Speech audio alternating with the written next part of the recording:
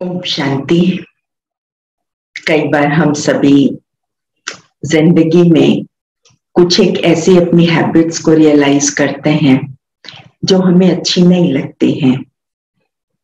ये तब होता है जब कई बार हम कुछ एक ऐसे लोगों से मिलते हैं जो हमें सेल्फ प्रोग्रेस के लिए इंस्पिरेशन देते हैं।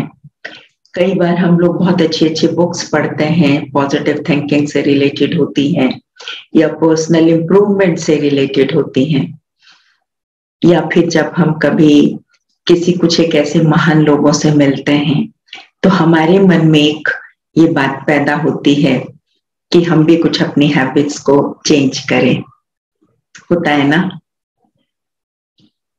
पर फिर जब हम उन किताबों को पढ़ना थोड़ा छोड़ देते हैं या हमारा उनसे थोड़ा टेंशन डाइवर्ट हो जाता है तो फिर हमारे मन में आने लगता है, और वो बातें जब कार्य करते हुए हम सोचते हैं कि इन बातों को हम अपने जीवन में इम्प्लीमेंट करें, तो मन में आता है it is very difficult to change the habits, isn't it?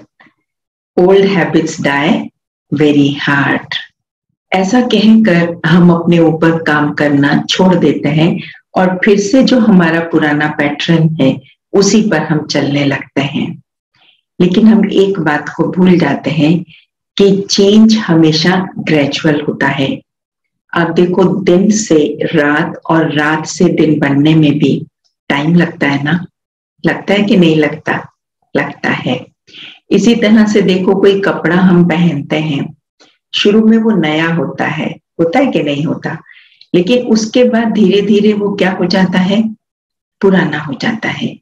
तो नए से पुराना होने में भी टाइम लगता है। हम लोग जब छोटे बच्चे होते हैं, हम लोग स्कूल में एजुकेशन लेते हैं, उसके बाद हम कोई डिग्री हासिल करना चाहते हैं, चाहे वो मेडिकल की है या इंजीनियरिंग की है या कोई और प्रोग्राम या कोई और कोर्स है, तो हम लोग क्या देखते हैं? एक दिन में तो हम डिग्री अचीव नहीं कर लेते ना, हमें डिग्री को पाने में बहुत साल लग जाते हैं। फिर जब लाइफ में कोई चेंज लाना होता है, वो भी हैबिट्स के बारे में, तो हैबिट्स को चेंज करने में हम इतनी जल्दी अपसेट क्यों हो जाते हैं? एक्चुअली कारण क्या है कि दुनिया के अंदर जब हम रहते हैं तो हर चीज आज हम फास्ट फास्ट देखना चाहते हैं, फास्ट चलना चाहते हैं, फास्ट खाना चाहते हैं, फास्ट रिजल्ट्स देखना चाहते हैं। कॉफी भी पिएंगे तो हम इंस्टेंट कॉफी पीना पसंद करते हैं। तो हर काम में फास्ट फास्ट करते हमारी एक आदत पड़ गई है अपने हैबिट्स में भी फास्ट चेंज देखने की, और वो जब नहीं दिखाई पड़ता है तो हम परेशान हो जाते हैं। फॉर एग्जाम्पल, हम एक हैबिट को लेते हैं, बताओ कौन सी हैबिट लें so that the things become more clear to us. बताओ कौन सी हैबिट लें? गुस्सा? अच्छा, आप क्या कहेंगे? गुस्सा। सबको गुस्सा बहुत आता है। गुस्सा हम सबको बहुत आता है। तो चलो गुस्से को ही आज हम लेते हैं। अब देखो, गुस्से के भी कई फॉर्म्स हैं। एक तो है रिवेंज, फिर दूसरी आ जाती है वॉयलेंस, फिर तीसरी आ जाती है एंगर, चौथी आ जाती है रॉब। फिर किसी को खाने पर किसी ने हमसे कहा आप खाना खा लो, तो रूठ जाना, जवाब ना देना या खाना ना खाना। इसी तरह से साइलेंट ट्रीटमेंट देना। किसी ने 10 बार कोई बात हमसे पूछी लेकिन उसका एक बार जवाब देना, और वो भी गुस्से में जवाब देना। तो ये सब क्या है? ये सब हमारे गुस्से के लेवल्स हैं, और इन लेवल्स पर यदि हम चेंज लाना चाहते हैं तो व्हाट डू यू थिंक? क्या समझते हैं आप सभी? क्या समझते हैं? एक दिन में तो ये चेंज नहीं आएगा ना। It will definitely take some time. इसलिए हमेशा ये याद रखने की जरूरत है कि कोई भी चेंज जब होता है तो वो ग्रेजुअल होता है। बिल्डिंग भी नई से पुरानी होती है, तो बिल्डिंग भी नई से पुरानी होने में टाइम लेती है। अब ये जो गुस्से का प्रोसेस है, इसको अगर हम एक जर्नी के साथ कंपेयर करें, मानो हमारी लंबी जर्नी है और उस लंबी जर्नी में हमें अपने डेस्टिनेशन पर पहुंचना है, तो what is more important? What is more important? Destination पे पहुंचना ज्यादा इम्पोर्टेंट है, of course it is important, या जर्नी भी कंफर्टेबल हो और हम सही रीति से डेस्टिनेशन पर भी पहुंच जाए, दोनों ज्यादा इम्पोर्टेंट है? क्या कहेंगे? कोई भी बताए। यही कहेंगे ना कि दोनों चीजें हमारी कंफर्टेबल हो, this is more important, journey हमारी बहुत सुखद रहे, मेमोरेबल हो।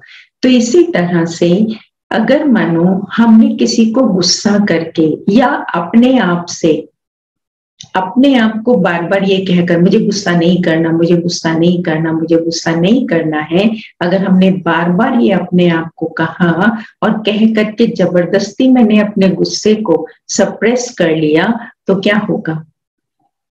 गुस्सा उस समय सप्रेस तो हो जाएगा, लेकिन अंदर में एक्यूमुलेट होता रहेगा।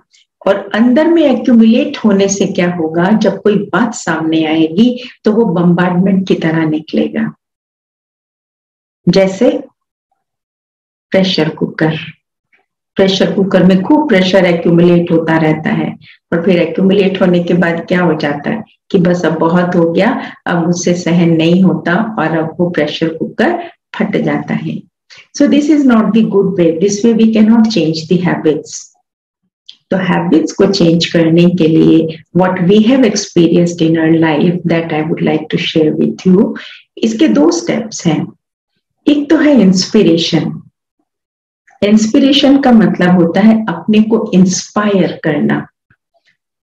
इंस्पिरेशन मीन्स चेंजिंग थिंकिंग, अपनी थिंकिंग को बदलने के लिए अपने साथ डायलॉग करना, that is inspiration. And second is motivation. Motivation means changing action, क्योंकि अगर हमने अपनी थिंकिंग को चेंज कर लिया और हमने अपने एक्शंस को नहीं चेंज किया तो क्या हो जाएगा? फिर हम वही के वही रह जाएंगे। फिर हम कहेंगे कि हाँ हम सोचते तो हैं लेकिन फिर होता तो नहीं है।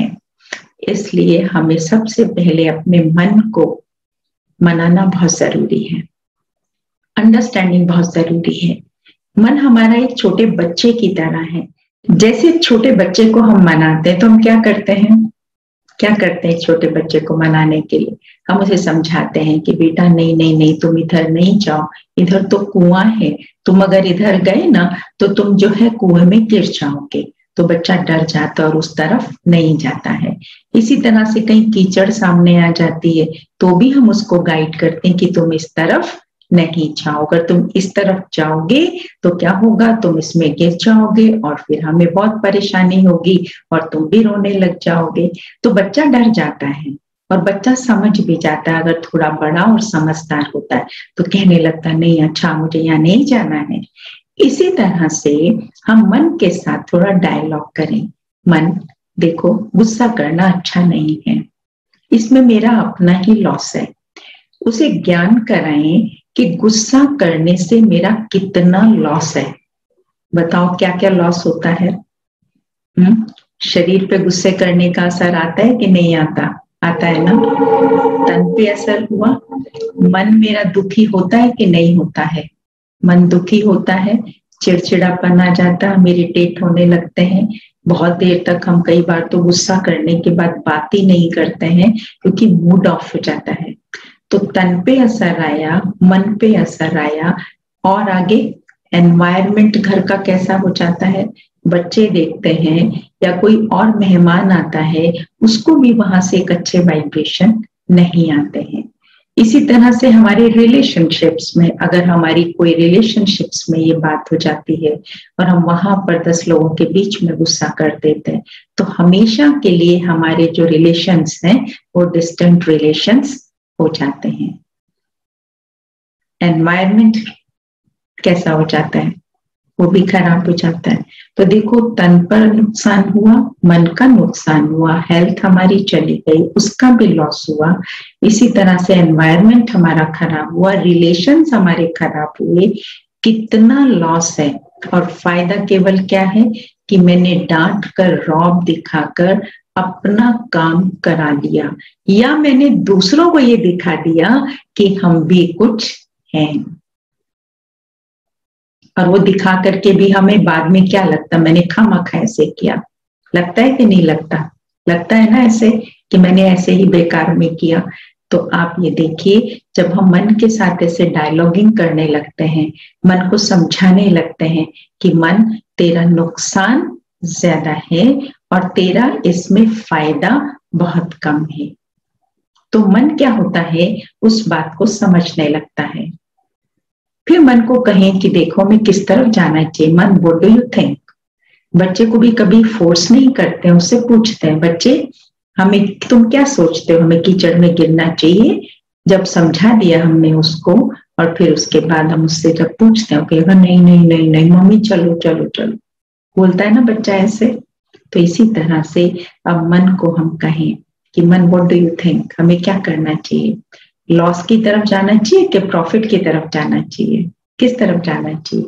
तो मन ऑटोमेटिकली कहेगा लॉस की तरफ नहीं, हमें प्रॉफिट की तरफ जाना चाहिए। और जब हम ये सोच लेते हैं कि मुझे प्रॉफिट की तरफ जाना है, तो रोज रोज मन को इंस्पायर करने से मन के अंदर एक प्रेरणा आती है कि हाँ, मैं इस अच्छी क्वालिटी को, इस वैल्यू को अपने जीवन में लेकर के आऊं, जिससे मुझे इतना बड़ा फायदा होने वाला है।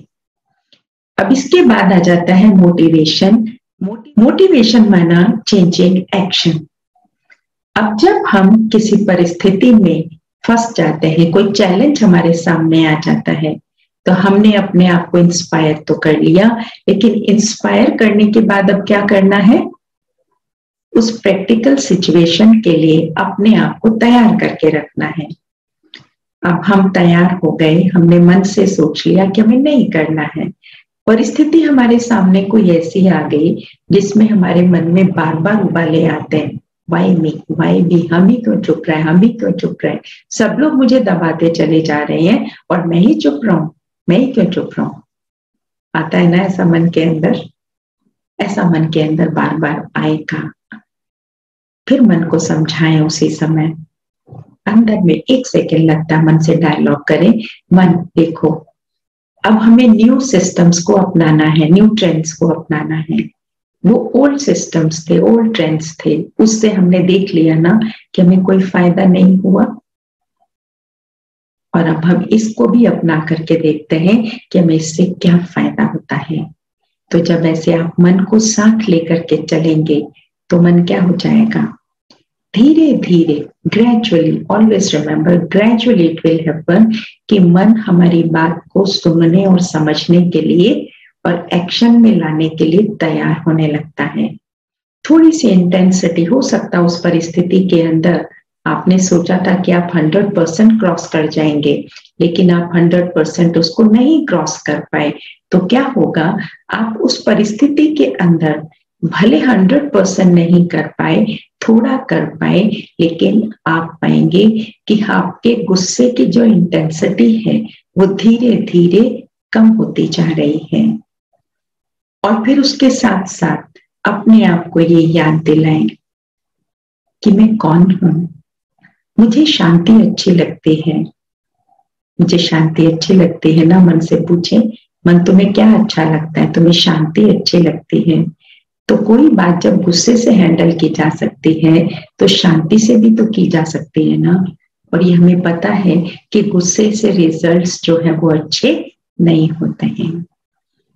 तो जब मन को ये कहेंगे तो मन उस बात के लिए प्रिपेयर होने लगता है। सेल्फ रिस्पेक्ट देने से हम अपने अंदर में बहुत अच्छा महसूस करते हैं। एक्चुअली उस सेल्फ रिस्पेक्ट को पाने के लिए ही, क्योंकि कोई हमें पूछता नहीं, कोई हमारी ओर देखता नहीं, कोई हमारे काम को सराहता नहीं, तो हम लोग क्या करना शुरू कर देते हैं कि हम लोग दूसरों से लेने की कोशिश करना शुरू करते हैं, और इसी वजह से हम कोई ना कोई तरीका वेपन के रूप में अपना लेते हैं, विच शोज कि हमारी सोल पावर डिक्रीज हो गई है। तो योगा एक बहुत अच्छा तरीका है, बहुत अच्छा तरीका है जिससे हम अपनी सोल पावर को बढ़ा सकते हैं, खोई हुई शक्ति को फिर से पा सकते हैं। जैसे कई फैक्ट्रीज होती है ना जो वेस्ट को बेस्ट बना देती हैं, इसी तरह से हम लोग योगा के द्वारा अपने अंदर में सोई हुई शक्तियों को पुनः जागृत कर सकते हैं।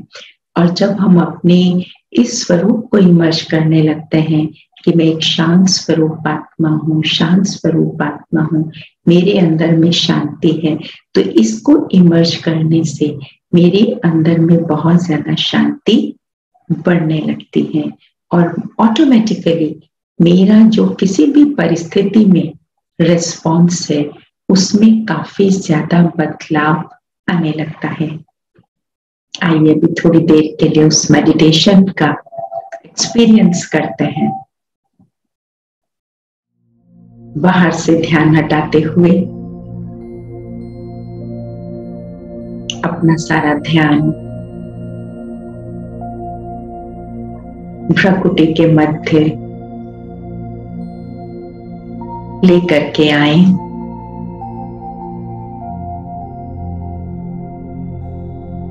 विचारते स्वयं को इस शरीर मेरा इंस्ट्रूमेंट है और इस इंस्ट्रूमेंट को इस्तेमाल करने वाली मैं एक चैतन्य शक्ति आत्मा स्टार हूं।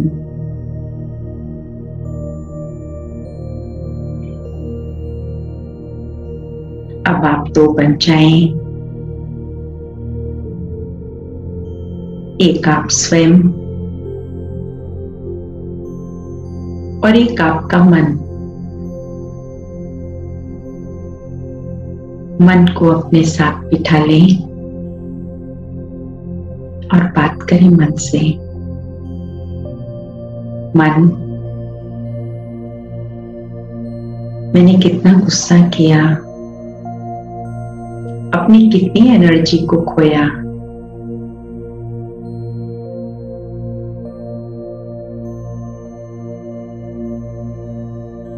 लेकिन हमें कुछ नहीं मिला।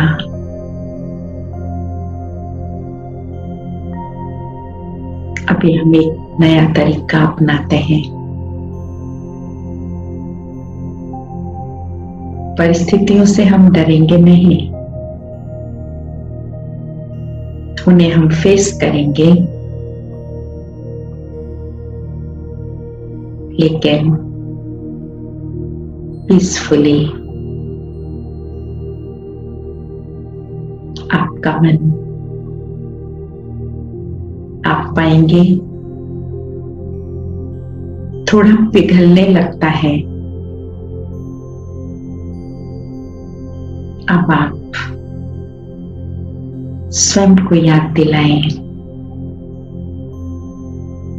मैं एक शांत स्वरूप आत्मा हूं, बीइंग ऑफ पीस।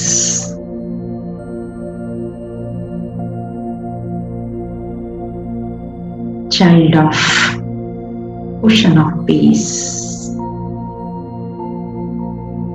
शांति के सागर पिता की मैं संतान हूं। परिस्थितियों को आता हुआ देखें, ये वही पहले वाली परिस्थितियां हैं और अब इन परिस्थितियों में आप अपने रिस्पॉन्स को देखें।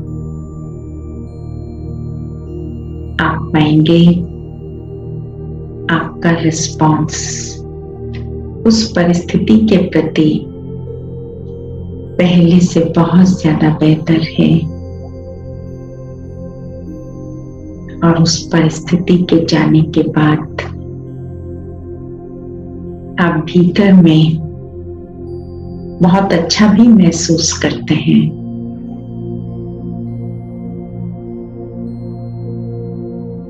लौट आए वापस।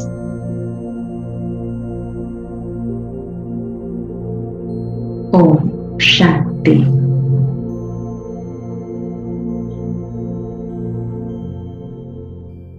राजयोगी बन के सीखो फूलों जैसा मुस्कुराना, गुण प्रभु के गुनगुनाना, सब पे खुशियां तुम लुटाना।